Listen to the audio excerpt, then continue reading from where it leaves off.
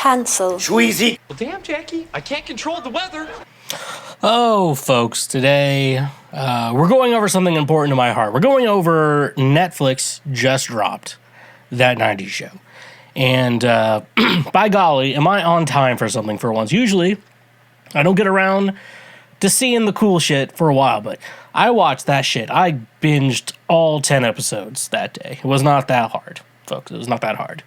You just get some drinks in you, do a little alcohol, and you're good to go.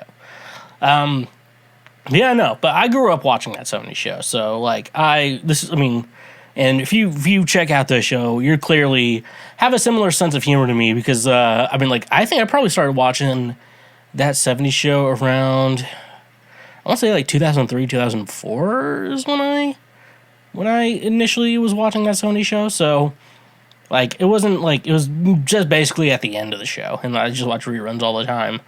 And but like I fucking love that 70s show. Like the humor is just it shaped who I am. This is the type of guy you get.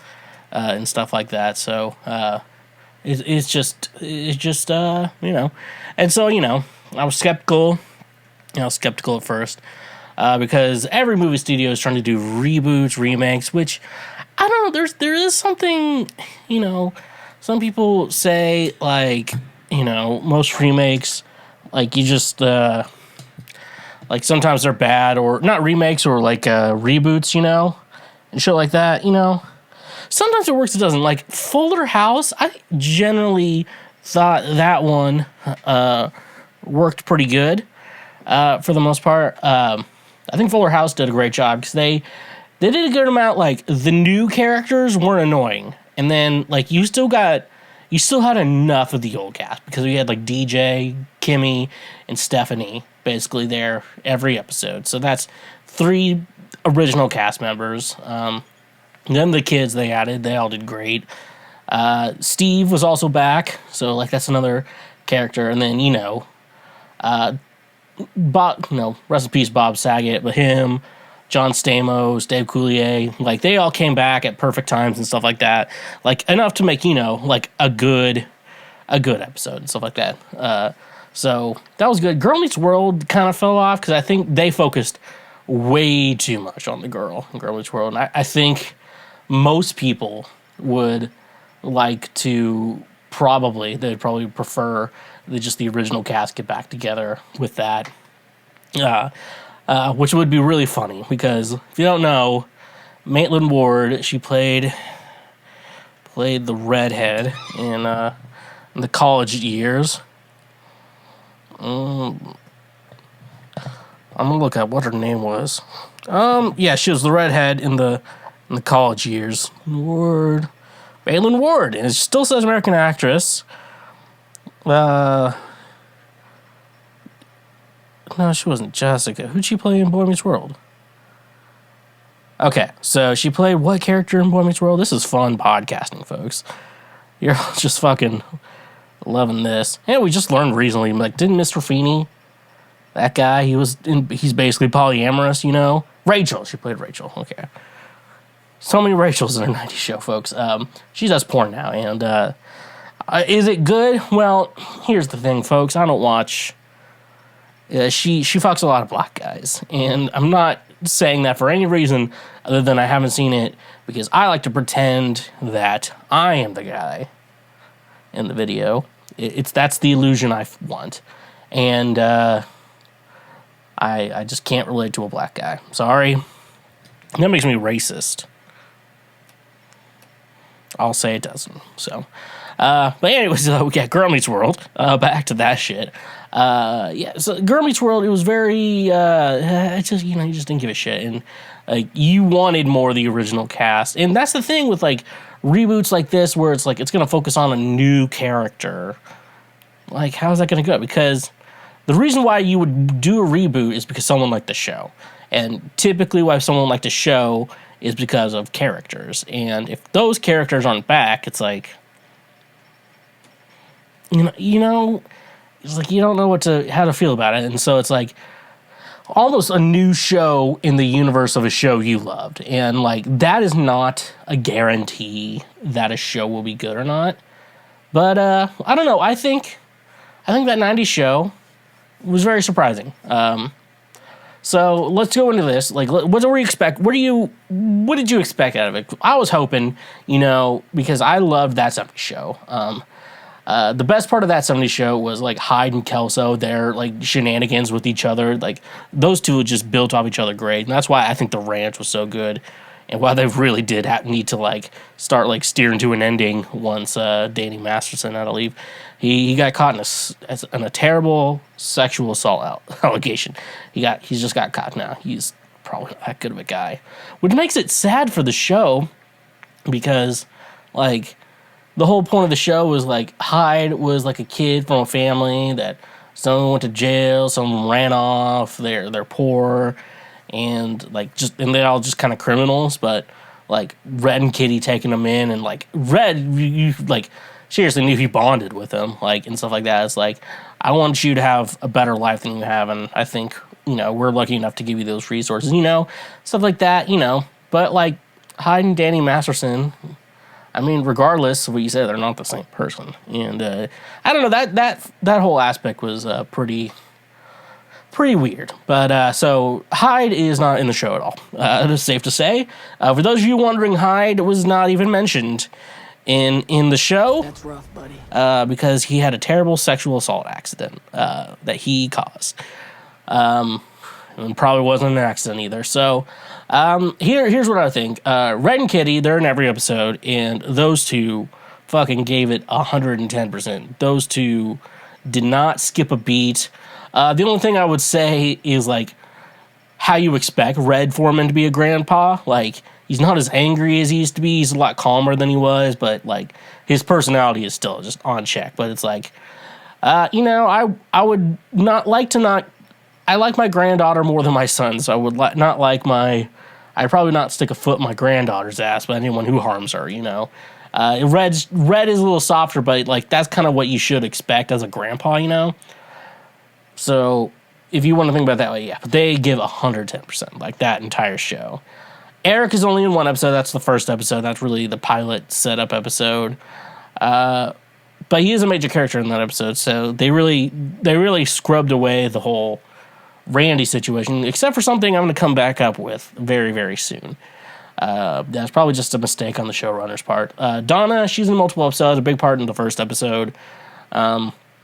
Obviously, and their daughter Leia, is the big part of it.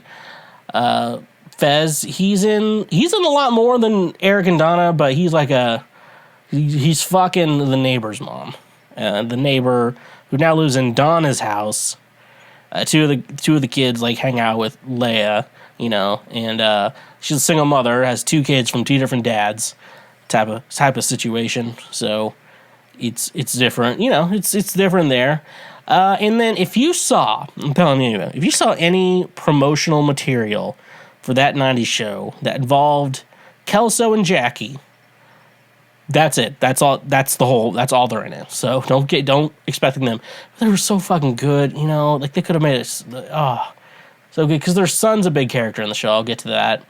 And like I said, Hyde, Danny Masterson, he's been a bit of a rascal, he stopped existing. So, reason to believe this is an alternate universe where Hyde didn't exist. But somehow everything always went about as close as possible, So that's the old cast, and, I kind of wish they would have focused more on the old cast. But here's the new cast. And I'm going to be honest with you, when I'm talking about, like, the new cast, it's like, they're great, If I never saw the original show, I'd like it. But then you think about the old cast, like fucking Kelso and Hyde, like, my eye, and stuff like that. Burn! I mean, dude, yeah, Kelso made the show. Eric's he's just dumbassness, Like, being called a dumbass is just like, it clearly feels like Red came up with the term when he had that son, like his son, It was that whole, I mean, I know that in canon, it came about when they found out he was pregnant with Lori, but Lori doesn't exist in the show either. Sorry, but yeah, no, it focuses more on Leia. I probably mentioned Leia already. talking about this. That is Dawn and Eric's child. And she's perfectly cast. Like she looks like she does look like a combination of the two, especially with like her appearance in the show. But like you could be like, oh yeah, that'd be Donna's kid, and then part of it's like, but like she grew up a lot with her dad, so like she has a lot of her dad's personality. But like and they don't look exactly the same, but like that would be what you expected out of those two having a child, especially a girl. And then Jay Kelso, Michael and Jackie had their son is like one of the main love interests and one main character in the show, and it's kind of annoying that they barely were in the show at all. That really annoyed the shit out of me. Like that, so kind of like they can make fun of him because he's like a man whore. Because anyone with the last name Kelso, he's just basically a man whore, and it's hard to question his like intelligence because it's always like he's got his dad's looks and his mom's brains. He's been getting straight A's, and then they kind of play him off for an idiot, but like you don't really tell if he's an idiot or not.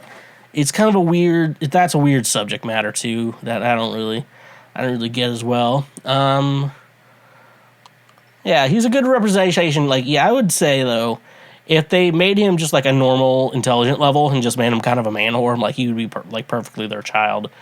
Gwen and Nate are the other characters. They're both siblings, so Gwen's, like, black or half black. I don't get into that, but I don't get into that, but I assume she's half black because her mom's kind of the neighbor who lives in Donna's old house, and Gwen and Leia becomes instant friends, and like she realized, like, oh, that's exactly Donna's room. I said my mom's room when she was a kid, It's like, oh, that's weird and stuff like that, and then oh yeah, her mom is the one that's fucking Fez throughout the show, and it's really funny. Like literally just an excuse to bring back Jim Rash's Benton, who like.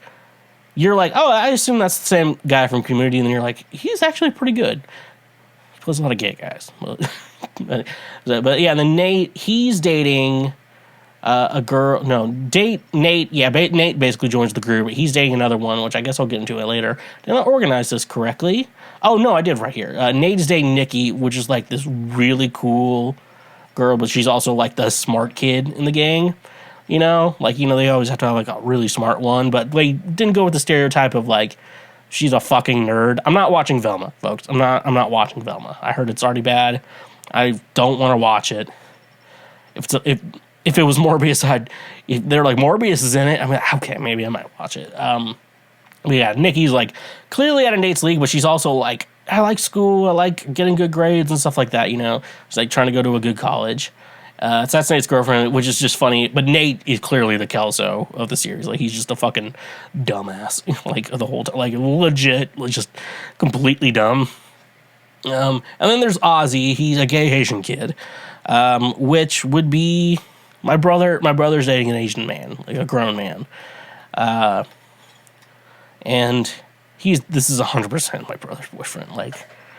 I can't tell you enough. Like, they're the same person. Ozzy on the show, he's more sassy, but, like, Ozzy. And they're basically kind of made him, like, the Fez of the show, but he's not really, like, a foreign exchange student or whatever. And honestly, I want to know, like, because you assume late 90s, early 2000s, like, yeah, just having, like, the gay character would have been weird, but, yeah, I don't know. He's gay. He's good. Like, he's fine. Like, he's my brother's boyfriend. And I told him I don't think he's going to watch the show. So, yeah. But overall, that's the new cast. I like the new cast, but, like, the whole problem is they had such big shoes to fill. But, like, all right, this is going to be a new iteration of this. And they didn't leave the parents in that much, It's all yin and yang, though. You're like, yeah, that's kind of like that 70s show. And I noticed... No one else is going to notice this, but I noticed it, that the couch that was in the living room during that 70s show, they moved to the basement because they were like, we'll move this couch to the basement since it's still pretty and good, but we want a new couch. And we'll get that one that's like just like falling apart. We'll just get rid of it for sure. And that's why the couch is in the basement for when the kids come over and stuff like that. So yeah, no, it's really cool. Like, they make all the references. They did a lot more like, hey, we're in the 90s versus the like original show, which was like very just like 70s were just like, yeah, that's the time and place. The characters lead the story and stuff like that. So that's cool. Some cool, here's a plot hole I found. This is the biggest plot hole. This is the plot hole I found in That 90s Show. So the series takes place July 1995. And during the show, Leia, the daughter of Eric and Donna, has her 15th birthday. So this means she would have been born in 1980. Remember, that 70s show ended midnight of December 31st, 1979. Exactly midnight to the new year. That's when the show ended. According to my math and the conversations I've had with women, it takes usually 9 months for a baby to be born. If Eric got back in like New Year's Eve, 1979, December 31st, 1979, and it takes 9 months to make a baby, and Leia was probably born in July or early August. Is it Randy's kid? It could be Randy's kid. The only question would be, was Leia born premature? That's like the only way they could get away with that. It's a very big plot hole they should have thought. But like, I think when they started that 70s show, they did start it too late in the 70s, and so like the last couple seasons were like days between each other. It was stuff like that. So like they're probably trying to not do that. It's the very middle of the 90s. But so like, yeah, that's an Eric and Donna thing. But also, that also leads to the question of Jackie was with Fez on New Year's Eve 1979. So her and Michael weren't together until, like, it had to have been like maybe a couple months had to have gone by. That for Jay, and they kind of make Jay either 15 or 16, like a year older than everyone. He was a year older than everyone because he seemed like he was able to drive, and he wasn't worried about it. So he at least had to have his permit or his actual license. So that's even bigger than that. But I think it's because it's Donna and Eric, like Jackie and Kelso. It's like, fucking, is it Hyde's baby? It could, like, if it was born, that clearly could have been Hyde's. Cause I don't think it took. Because that was near the end of the series, and like there wasn't much time between all that. Like Hyde had the stripper, married to the stripper, and they separated and stuff like that. That happened pretty fast. So I would definitely say it's Hyde's baby, probably more than it was Fez's baby. So a lot of plots already in that show. So sorry everyone watching here. Overall, show isn't bad. I think some places rated it 7 out of 10. I do 7 out of 10. My heart wants it to be 7. I want to say 7.5 because I still really enjoyed the process of watching it. It was fun, It brought me back. It's now made me like I want to watch That 70s Show now. I want to rewatch some episodes. And to come to find out, it used to be on Netflix. Remember when fucking there were like 2 streaming services and everything was just on Netflix or Hulu? Now fucking it's on Peacock, which I do have Peacock. And the only reason why is I have Xfinity Mobile as my phone provider. And they just give Peacock free to everyone. With ads, though. That's the problem with that. So if I want to watch That 70s Show, I have to fucking watch it with ads. And I've already been doing everything else with no ads for a minute now. And I used to be like, I don't mind the ads. Now I'm watching something on Hulu. I like not having the ads. Now I have to rewatch it with ads. And it fucking is ruining my life. So, but anyways, though, That 90s Show, I will say, if you are a fan of the original series, you will enjoy it. Just take my expectations of the original cast, not being big characters, but the new cast. They still get it done. They didn't really Disney kid wash it like they did with, Girl Meets World either, and made it too kid friendly. It's still made for teenagers, adults, like for you to reckon with. And it's kind of like for parents to be like, yeah, that's what the 90s were like, and then kids be like, oh, that's what I'm a kid too. Like, kids are all the same. We all, I'm the same as my parents. We're not the same age anymore. Fun shit. Fun shit. Hey there, you just checked out a highlight from Cancel Schweezy. Thank you very much. I'm glad that you learned something and that you are now a smarter individual. Just so you know, we have full episodes and other many highlights available now. Click here for the next best thing that you can go check out as well. And make sure you press that subscribe button and press that notification bell. That way you get updated anytime we make a new post or anytime that we make a new highlight or full episode. So thank you, honk if you love butt drugs, and stay awesome.